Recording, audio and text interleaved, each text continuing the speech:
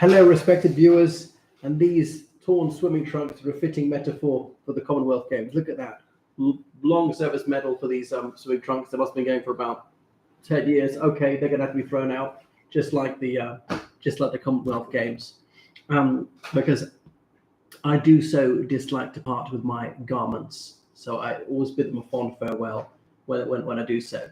Waste not, want not. I never throw things out until they fall apart. My aim is to never buy a single item of clothing again in all my life. Now, I'm reflecting on the lugubrious tidings from the province of Alberta, which you'll know is in the quondam British North America, in common parlance, that's Canada, because they had submitted a bid for to host the Commonwealth Games in 2030, but they have subsequently withdrawn it because the Minister of Sport and Tourism said the estimated cost, which would be $2 billion US or 2.7 billion Canadian dollars, is simply too great, and Alberta can't afford to carry that. Anyway, this really is a double whammy. It comes hard on the heels of the tristful tidings from Melbourne, Australia, now Australia's most populous city, that Melbourne feels unable to pay for the games. It's not just the city, it's then the whole state of Victoria, of which Melbourne is the capital, would be chipping in. Because yes, it's a city, not a state or a province or even a whole country is the host, it's the city. But often, whatever the government of that state province, as well as the national government, will subsidise it and see it as a positive thing. And Australia's hosted it multiple times in Perth, in Sydney, in Melbourne, and I think Sydney hosted it twice, if I got that right.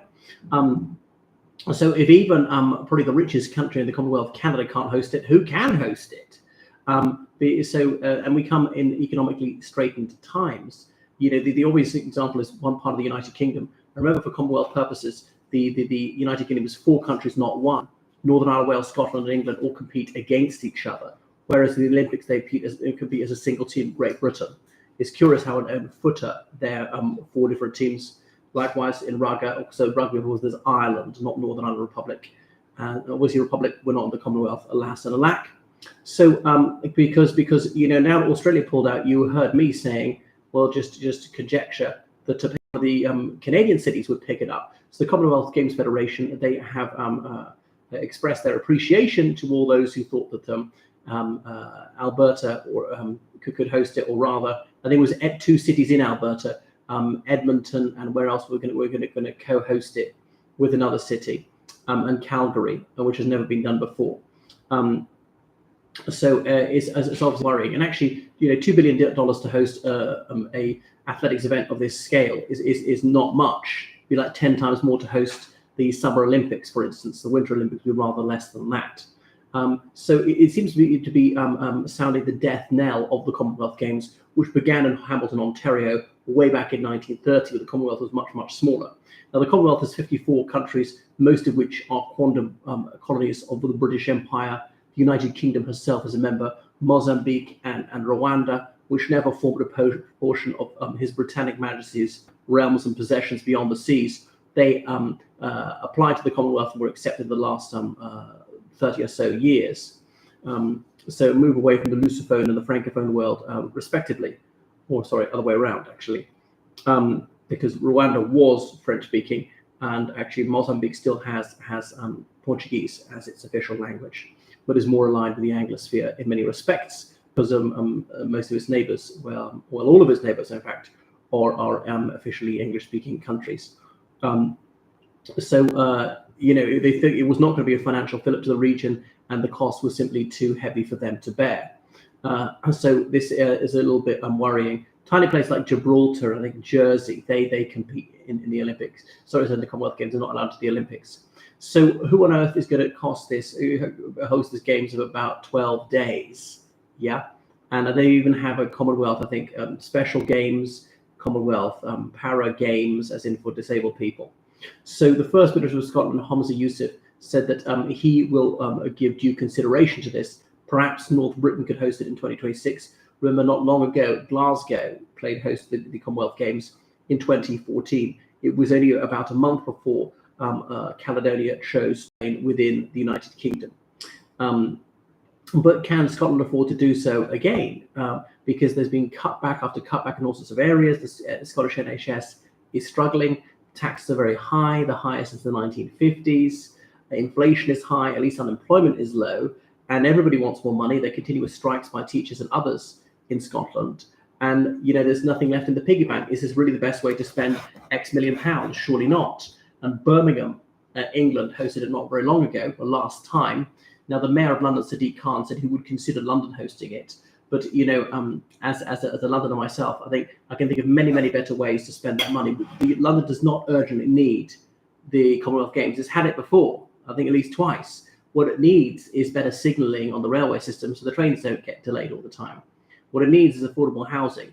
There are many, many higher priorities. This would be right at the bottom of it, And I say that as someone who's an enthusiast for the Commonwealth of Nations, and that is the sort of flagship event of the Commonwealth of Nations. There's very little awareness of it. Speaking to teenage pupils in the United Kingdom, some have never even heard of it, which is deeply dispiriting. I mean, should this organisation even be dissolved? It's got this biannual Commonwealth Heads of Government meeting, or CHOGM, where the Prime Ministers meet. And it only takes place for 3 days. If you go back to the 1950s, it takes place over a week. And the Commonwealth was much, much smaller because they had to be independent. There's only in the 50s that most of the Asian countries, and in the 60s, most of the African countries became independent. Even in the 70s, the Caribbean countries became independent. So there's a question about the viability of the Commonwealth, which, as I said, headquarters at Marlborough House in London, which the late Queen gave on long-term loan as the Commonwealth Secretariat. Baroness Scotland, a British Ghanaian, is Secretary General, and she's the first woman to be Secretary General. She's not the first non-white person, the first person of African stock, or indeed the first Britisher to be Secretary General. So she's got elected to another term, and most people would not even have heard of her name. So because otherwise it's just going to be CHOGM. And increasingly, prime ministers are not going. They're sending the deputy prime minister, the foreign minister, even the deputy foreign minister. And there is no Commonwealth unity. That was proved from day one when Pakistan and India went to war against each other almost immediately upon independence. And they say the Commonwealth has got very little in common, least of all its wealth. You have some staggeringly wealthy countries like Singapore and Canada at the top, and some very underdeveloped countries like Rwanda right at the bottom. There's a possibility to widen the Commonwealth. Could Palestine be admitted? Could Israel? Do they want to join the United States? Some Americans might feel this was undermining their independence, but they couldn't be more wrong. I've all along wanted to lead the Irish Republic back into the Commonwealth, and some people would be labouring under misapprehension. This would in some wise mean that we were rejoining the United Kingdom, but nothing could be further from the truth, because nobody in his right mind has ever suggested that India is anything less than fully independent, despite being a member of the Commonwealth. And of course, Commonwealth members have the absolute right to withdraw at any moment by simply announcing that they have withdrawn. And indeed, Gambia and Zimbabwe have done so in the last 10 years. Pakistan left in 1971 in umbrage and high dudgeon because Bangladesh had been admitted, but then they rejoined about 1988 under Benazir Bhutto as Prime Minister at the time. There's going to be a Commonwealth of Learning. I don't think that promotes very much. There's no trade aspect of the Commonwealth. Now, some of them had trade agreements with the United Kingdom after independence, and when the United Kingdom was ceded to the European Economic Community, the Common Market, it was known on New Year's Day 1973. Some of them had these trade agreements then extended to the rest of the EEC, as it then was. The EEC was transmogrified into the European Union in 1993, and some of them benefited from trade in some wise in that way. It's all very technical, and I don't know the particulars of it. So, I mean, yes, they've got the English language, but they don't necessarily have Commonwealth, the same weights and measures. Well, they're mostly metric now. The United Kingdom itself is principally metric. And what else? The educational systems have gone in different directions. The political systems have gone in different directions. I know the late lamented Jeremy Thorpe, of whom I'm an avid admirer, despite him being a different political outlook to myself. So there's the one organization of the United Nations which represents all races and religions and, in a sense, political systems. Because maybe the Westminster model, but come on, loads of them were dictatorships. The Dictators Club, as the late Ian Douglas Smith dismissed it. It was the Tyrants' Trades Union, but I think it was then the Organisation of African Unity, as it then was.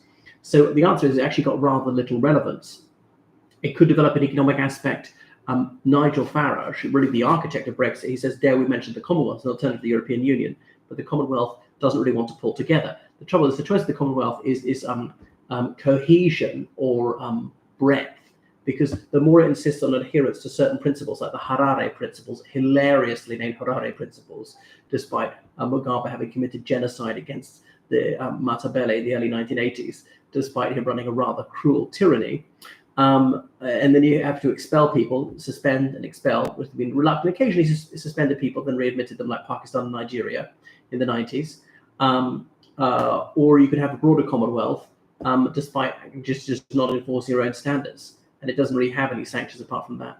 So that's it. So sadly, I'm wondering if it's fading into irrelevance. There are other regional power blocks which are far greater salience.